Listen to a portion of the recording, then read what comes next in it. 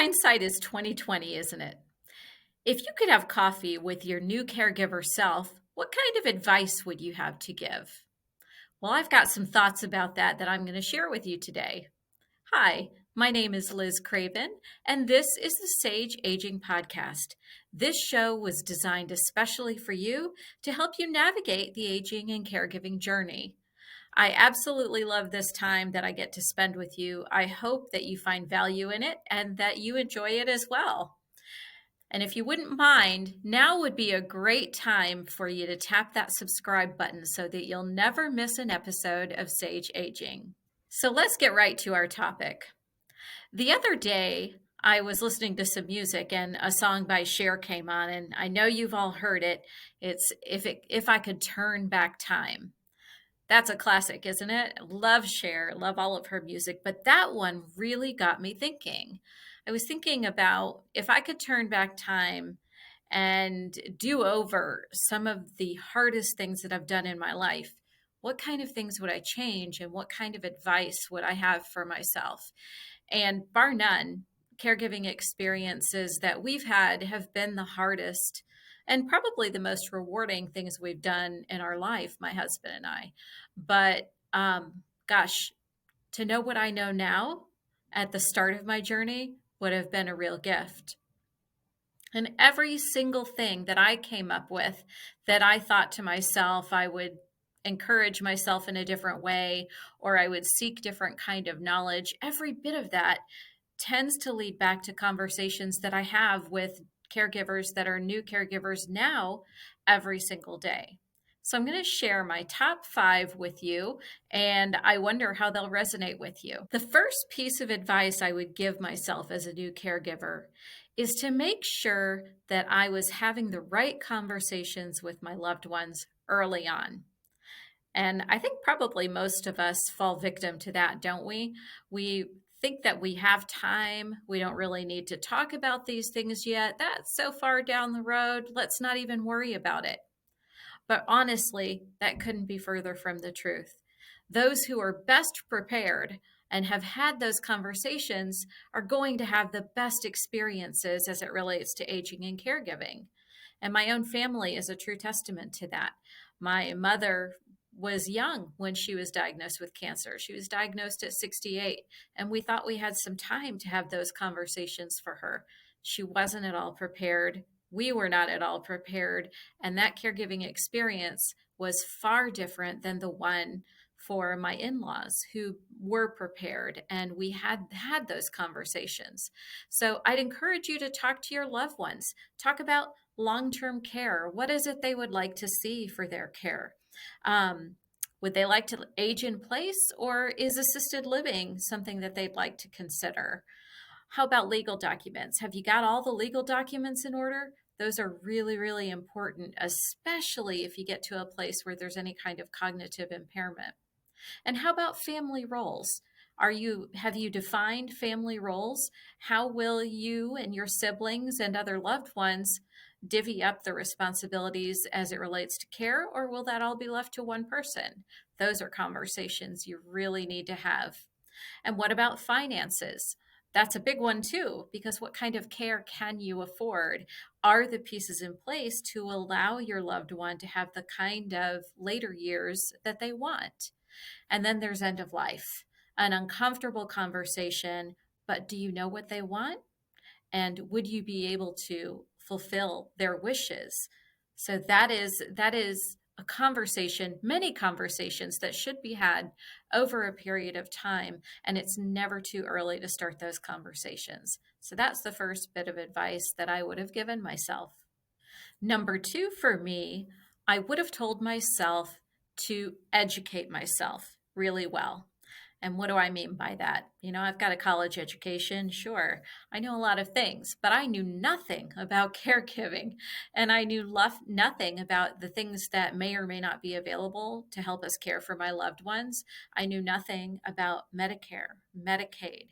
I knew nothing about social workers and how to best take advantage of the services that they provide. I certainly knew nothing about pancreatic cancer. And so I would tell myself to spend some time and dig into most importantly, your loved one's condition and what their physical needs might be. Because you want to also then take inventory of your own knowledge and skill sets to see if you can even provide the type of care that's necessary or if you're going to need to get some help. I'd also really encourage myself to find the ins and outs of the medical system. That one's really hard to navigate and it's scary and frustrating. So I would take the time to figure that out and to talk to people and get myself educated about that system. Also about Medicaid and Medicare. What does all of that mean? What is the right type of plan for your loved one? Those are questions that you probably are going to need some assistance with. So reach out to the right people and get yourself educated.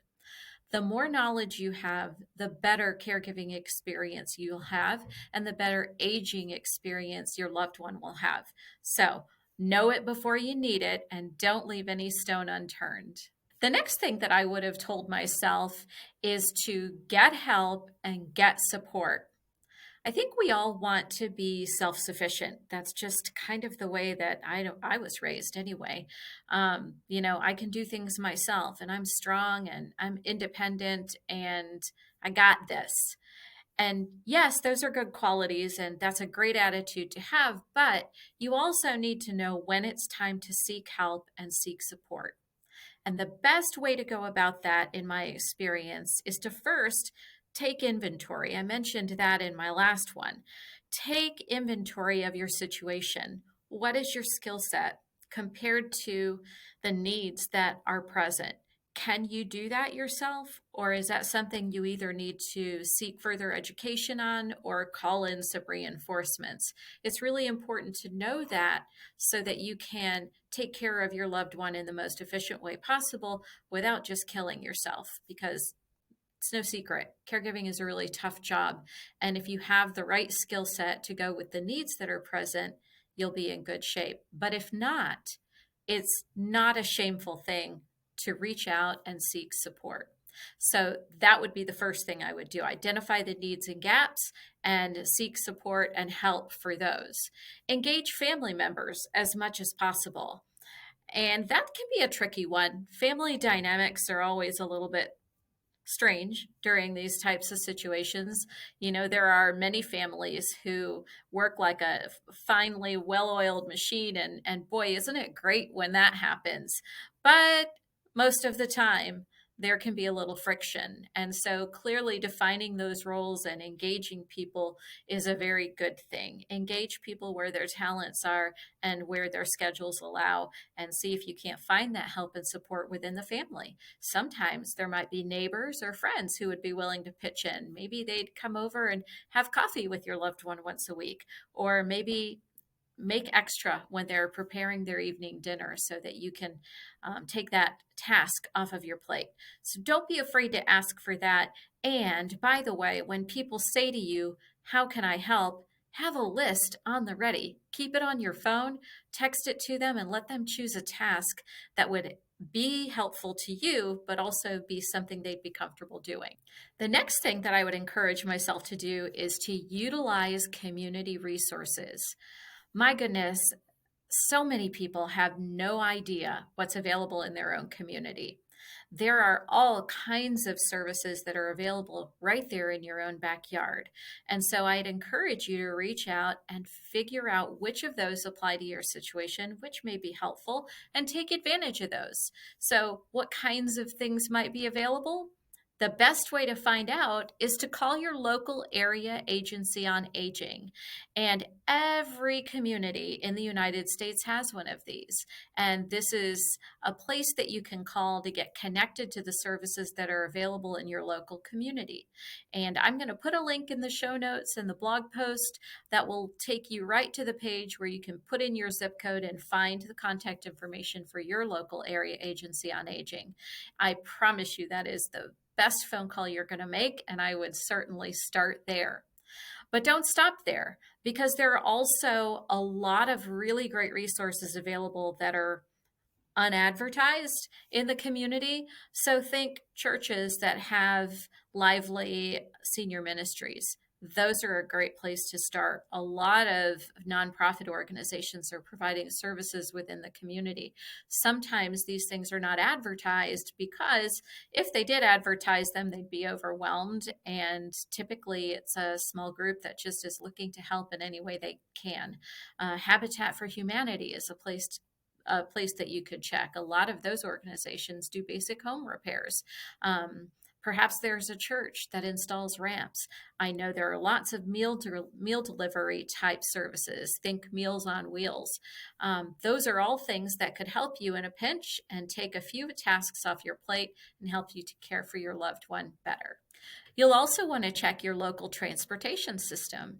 Whatever your city or county's transit program is, they probably have assistance for transportation for those who are disabled or aging. So that's one place to check. Don't forget to check local city and county funded programs. There might be some opportunity there to help you out with some respite or home care or home delivered meals. And then last but not least, let's not forget to think about veterans benefits. That's a little outside the scope of utilizing local resources, but if you are a veteran, please make sure that you check with your local veterans office to see if there are any programs you qualify for. We don't want you to lose out on any of those. And last but not least, number 5. This is actually very much not least. I think probably one of the most important things. If I were talking to myself as a new caregiver, I would encourage myself to be kind to myself. It's very easy to give in to the overwhelm and to really think, gosh, I'm just doing such a bad job. I'm not a good caregiver. I can't handle this. This is too much. Don't do that to yourself. Give yourself some grace for the things that you are doing. If you step out of bed every day and you're giving the best that you can, then that's enough.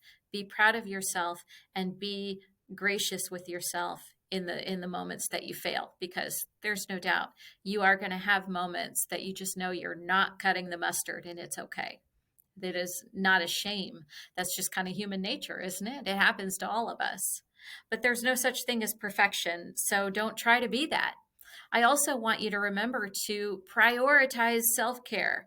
And you hear that said over and over. It's kind of cliche, isn't it? You hear self care is not selfish. And, as much as I hate those cliches, that one is really true. It's not selfish, because if you don't care for yourself, then you cannot be at your best to care for the one that you love either. So make sure, even if it's just a few minutes, I used to take extra minutes in the shower.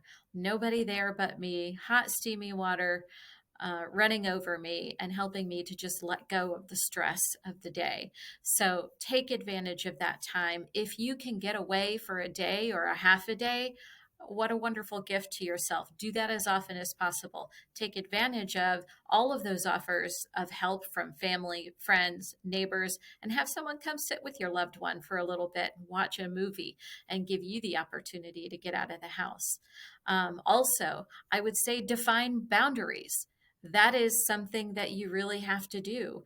Caregiving will stretch you, and your family members and all of those surrounding you will stretch you. Define your boundaries and stick to them. You have to do that for your own well-being. Positive self-talk is another piece of that. Let yourself know that you're proud of yourself. Pat yourself on the back for a job well done. And sometimes pat yourself on your back for just getting through the day, because those are all things that you can take with you and feel good about what you're doing. Don't be so hard on yourself. And probably the last piece of this would be, don't try to go it alone. And I think every piece of advice that I've given myself here, that's been an element of it, because you really can't do a job like this on your own. There is help out there. Sometimes it's not comfortable to ask for it, but I hope that you'll do yourself that favor and not try to do this all by yourself. So what would you tell yourself if you could go back in time? I'd love to know. Let me know in the comments. As I mentioned before, I'll leave links in the show notes for all kinds of great things. I've got lots of articles that relate to everything we talked about today, and I'll link those up in the blog post and show notes so you can find them in case you want to dig deeper.